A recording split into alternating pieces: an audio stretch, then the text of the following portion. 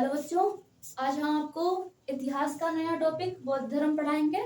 बौद्ध धर्म के संस्थापक कौन है? महात्मा बुद्ध। ठीक है, तो हम आज किसके बारे में समझेंगे? महात्मा बुद्ध के बारे में समझेंगे। ठीक है, अब समझिए महात्मा बुद्ध का जो जन्म हुआ है वो कब हुआ है? 563 ईसा पूर्व में हुआ है। ठीक है, इनका ये जो बौद्ध धर्म है वो जैन धर्म के ही समकालीन है। जब जैन धर्म अपने अंतिम पड़ाव पर था तो इसकी शुरुआत हो चुकी थी। ठीक है, यानी कि जो महात्मा बुद्ध है वो किसके समकालीन है? महावीर स्वामी के समकालीन है। ठीक है, अब उसके बाद में इनका क्या है? जन्म स्थल, यानी कि इनका जन्म कहाँ हुआ था? इनका जन्म जो था नेपाल के कपिलवस्तु के कहा लुम्बिनी में इनका जन्म हुआ था। ठीक है, यहाँ पे ये कहाँ है? नेपाल में है। ठीक है,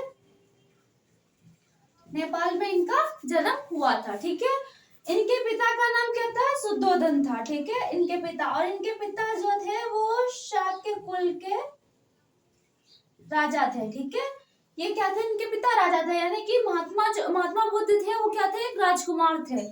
अब देखो इनकी जो माता का नाम क्या था? माता का नाम महामाया था। माता की जो इनका जन्म हुआ था महात्मा बुद्ध का, तो इनकी माता की मृत्यु हो गई थी। ठीक है, इनके जन्म के समय ही इनकी माता की मृत्यु हो गई थी। इनकी माता का नाम क्या था? महामाया। ठीक है, और इनके बचपन का नाम क्या था? सिद्धार्थ। ठीक है, इनके बचपन का नाम क्या था? सिद्धार्थ था। इनका पालन पोषण किसने किया? क्योंकि इनकी माता की तो मृत्यु हो चुकी थी जब इनका जन्म हुआ, तो इनको जन्म दे करके इनकी माता की डेथ हो चुकी थी। अब इसके बाद में इनका जो पालन पोषण था वो किसने किया था? प्रजापति गौतमी कौन थी? इनकी मौसी थी। ठीक है, इनकी मौसी ने ही इनका पालन पोषण किया था। और उसके बाद में इनका विवाह 16 वर्ष की आयु में, ठीक है, कब हुआ था? 16 वर्ष की आयु में। ठीक है, किससे हो गया था? यशोधरा से हो गया था। ठीक है, इनका विवाह।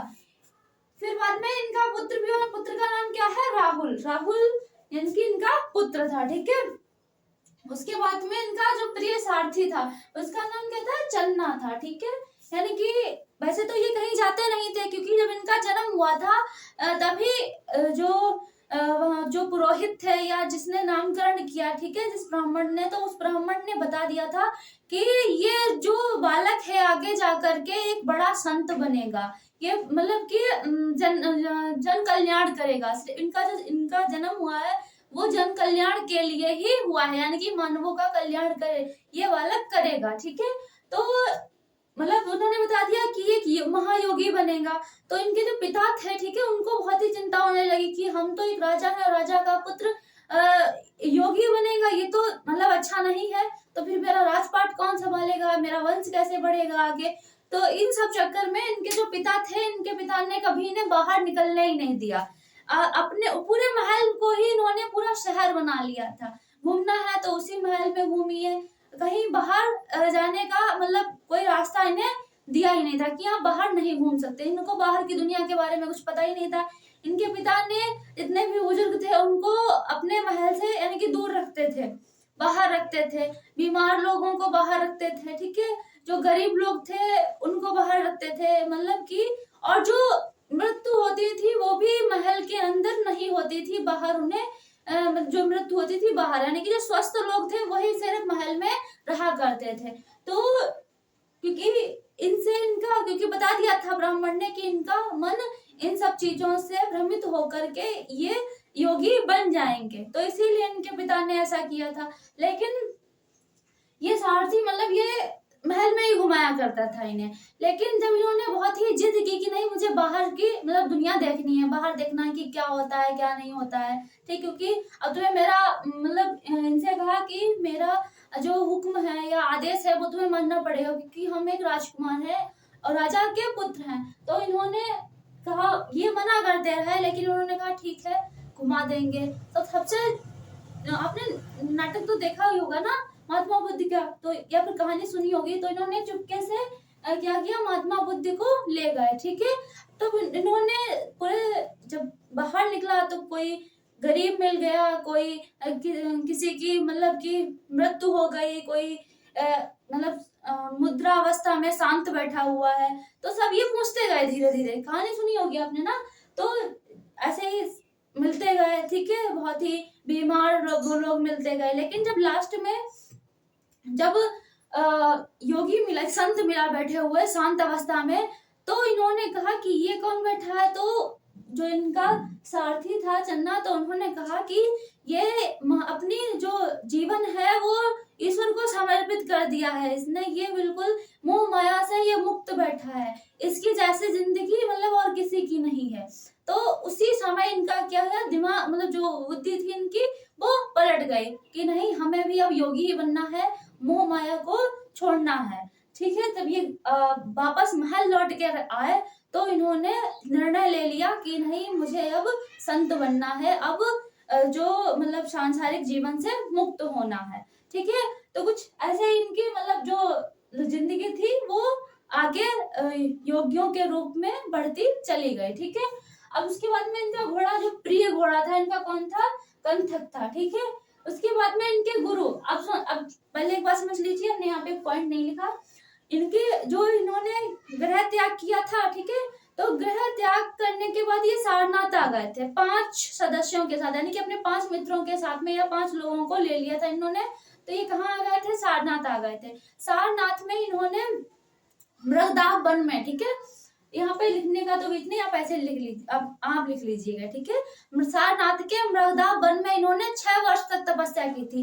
लेकिन क्या हुआ, इन्हें वहां पर कोई भी ज्ञान की प्राप्ति नहीं हुई 6 वर्ष की तपस्या के पश्चात भी।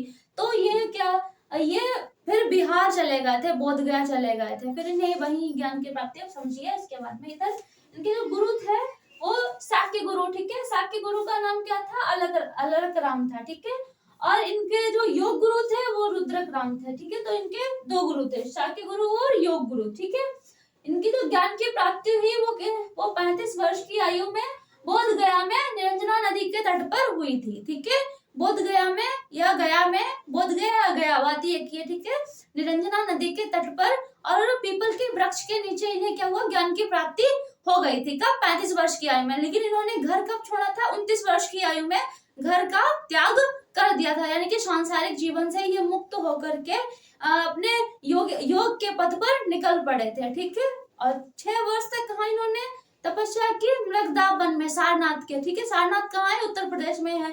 तो इन्होंने 6 वर्ष तक वहां तपस्या की, लेकिन वहां कोई निश्चित परिणाम नहीं मिला। कि अपने जो 4 जो मित्र थे उनको छोड़ करके ये कहाँ चले गए थे, ये बोध गया चले गए थे। तो वही निरंजना नदी के तट पर इन्हें क्या हुआ, ज्ञान की प्राप्ति हो गई। ठीक है, तो इनके बारे में इतना समझ में आ गया आपको।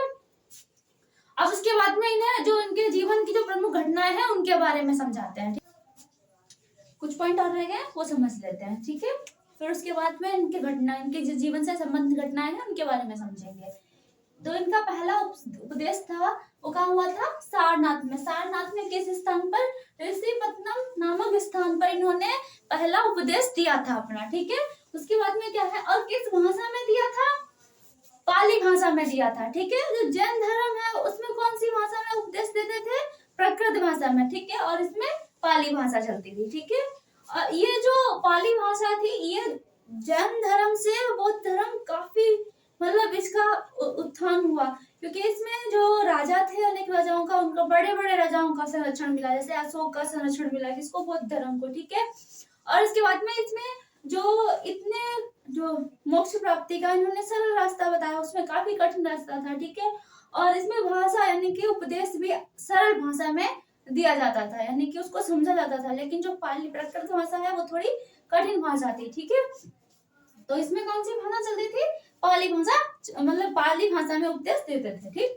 उसके बाद में इनके जो प्रिय शिष्य थे वो कौन थे, आनंद व उपाली। ठीक है, 2 प्रिय इनके शिष्य थे, आनंद और उपाली। ठीक है, प्रचार वो धर्म प्रचार का स्थल, यानी कि धर्म प्रचार का इनका जो बौद्ध धर्म का जो मतलब प्रचार प्रसार हुआ वो किन किन राज्यों में हुआ है, यानी कि किन किन जगह पर हुआ है अधिक से अधिक।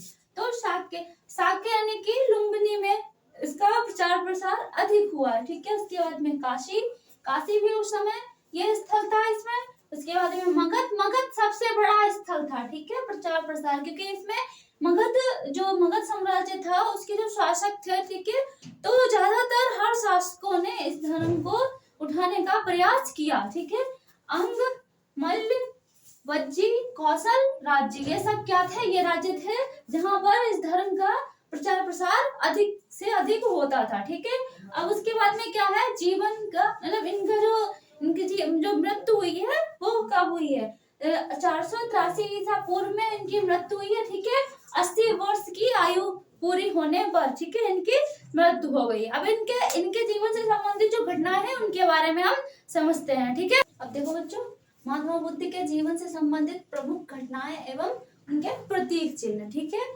अब पहला क्या है, जब ये गर्भ में थे अपनी माता के, तो प्रतीक क्या था, हाथी था। ठीक है, उसको क्या माना गया, हाथी माना गया। और जब इनका जन्म हुआ तो उसे प्रतीक चिन्ह क्या माना गया, कमल माना गया। ठीक, इनके जो पैर थे तो उनके पैरों के जो तलवे थे उनके नीचे क्या बना था, कमल का निशान बना हुआ था। ठीक है, उसके बाद में जब ये यौवन अवस्था में थे, ठीक, तो क्या है, इनका प्रतीक चिन्ह सांड है। ठीक है, और जब इन्होंने गृह त्यागा, ठीक है, उसको पहले तो ये गृह त्याग की घटना को कहते क्या है, जब ये अपने घर मतलब गृह त्याग करके आए थे तो महाविनिष्क्रमण बोलते हैं। ठीक है, जब ये अपना सांसारिक जीवन को त्याग करके आए थे उस घटना को क्या बोलते हैं, महाविनिष्क्रमण बोलते हैं। ठीक है, तो उसका जो प्रतीक चिन्ह है वो क्या है, घोड़ा है। ठीक, उसके बाद में ज्ञान प्राप्ति, तो ज्ञान प्राप्ति जो है उससे मतलब उसकी वो घटना को क्या कहते हैं, संबोधि कहते हैं। ठीक है, जब इन्हें ज्ञान की प्राप्ति हुई तो उस घटना को संबोधि कहते हैं। और ज्ञान की प्राप्ति का जो प्रतीक चिन्ह है वो क्या है, बोधि वृक्ष, यानी कि पीपल का वृक्ष, पीपल का वृक्ष। ठीक है, बोधि वृक्ष जिसे कहा जाता है। अब उसके बाद में क्या है, समृद्धि, यानी कि जब मतलब इनका इस धर्म का यानी कि बौद्ध धर्म का उत्थान होने लगा तो उसे क्या, उसे मतलब शेर, क्या प्रतीक चिन्ह उसका शेर है। ठीक, अब उसके बाद में क्या है, प्रथम प्रवचन यानी कि उपदेश, तो इसे किस घटना के नाम से जाना जाता है, धर्म चक्र परिवर्तन। ठीक है, परिवर्तन, धर्म चक्र परिवर्तन के नाम से जाना जाता है। और इसका जो प्रतीक है वो क्या है, चक्र है। ठीक है, उसके बाद में निर्वाण, निर्वाण किस नाम मतलब निर्वाण, जब निर्वाण की प्राप्ति हुई थी तो उसे किस चिन्ह से दर्शाया गया है, पद चिन्ह से दर्शाया गया है, यानी कि खड़ाऊ जो ये पहनते थे उससे दर्शाया गया है। और इनकी जो मृत्यु हुई है उस घटना को क्या कहते हैं, महापरिनिर्वाण कहते हैं। ठीक है, और जो उसका जो चिन्ह है वो क्या है, स्तूप है। ठीक, जब इनके जैसे कि सांची का स्तूप है तो मध्य प्रदेश में, ठीक है, वो क्या है, बहुत फेमस है, तो वैसे ही है, ये स्तूप बन गए। ठीक, ये क्या है, कुछ उनके घटनाएं हैं उनके जीवन से संबंधित और प्रतीक चिन्ह है, जैसे कि हाथी है पहला, कमल है, उसी प्रकार से ये क्या है, प्रतीक चिन्ह है। और जो घटनाएं हैं वो क्या है, जैसे कि गृह त्याग की घटना को क्या बोलते हैं, महावनिष्क्रमण बोलते हैं, ज्ञान की प्राप्ति को संबोधि बोलते हैं, प्रथम प्रवचन को या उपदेश को क्या बोलते हैं, धर्म चक्र परिवर्तन बोलते हैं, और जब उनकी मृत्यु हुई तो उसे क्या बोलते हैं, महापरिनिर्वाण बोलते हैं। ठीक है, ये इतना समझ में आ गया। अब आज का लेक्चर बस इतना ही, आगे हम आपको बौद्ध धर्म के जो साहित्य है उसके बारे में पढ़ाएंगे। ठीक है, और भी जो कुछ तथ्य होंगे उनके बारे में समझाएंगे। ठीक है, अगर वीडियो अच्छा लगा हो, मतलब कि समझ में आया हो, तो लाइक करना, शेयर करना एंड चैनल को सब्सक्राइब करना। थैंक यू, जय हिंद, जय भारत।